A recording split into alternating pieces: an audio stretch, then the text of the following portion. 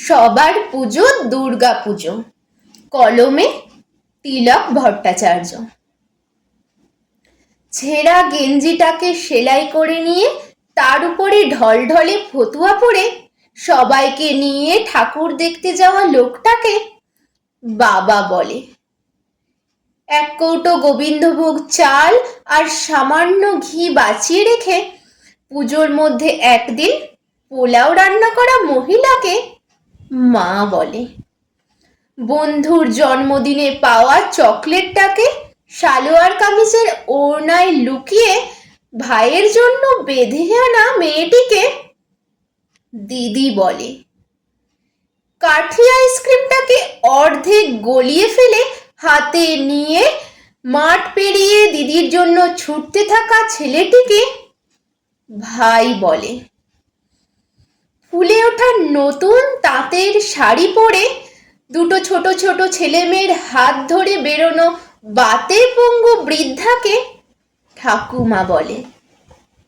Designer panjabi পরে অঞ্জলি দিতে দিতে পাশের বাড়ির নতুন শাড়ি পরা মেয়েটির দিকে কলেজ পড়ুয়া ছেলেটির আর চোখে দেখাটাকে ভালো লাগা বলে।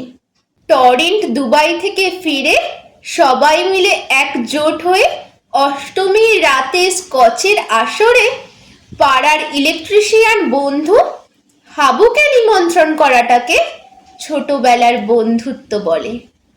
শিল্পীর হাতের 6 মাসের মেহনতে বানানো দুর্গা ঠাকুরটিকে নাড়ি ছিন্ন করে বিক্রি করে সেই টাকায় অনাথ অসহায় পথশিশুদের জামা কাপড় কিনে দেওয়াটাকে মানবিকতা বলে। সপ্তমীর সকালে বউ ছেলে নিয়ে টানা গাড়িতে করে গ্রামের বাড়িতে হাজির হয়ে কাকা জ্যাঠাদের পা ছুঁয়ে প্রণাম করে তাদের আশীর্বাদ নেওয়া মানুষগুলোকে পরিবার বলে। বিশ্বের সবচেয়ে মনোরম আরামদায়ক জায়গা ছেড়ে বিবাহিত মহিলারা এই কদিন যেই বাড়িটাকে স্বর্গ বলে মনে করে সেই বাড়িটিকে বাপের বাড়ি বলে। আর এই চিত্রকর্মগুলিকে একসাথে সাজিয়ে নিলে যেটা তৈরি হয় বাঙালিরা এক কথায় তাকে দুর্গা পূজা বলে। নমস্কার।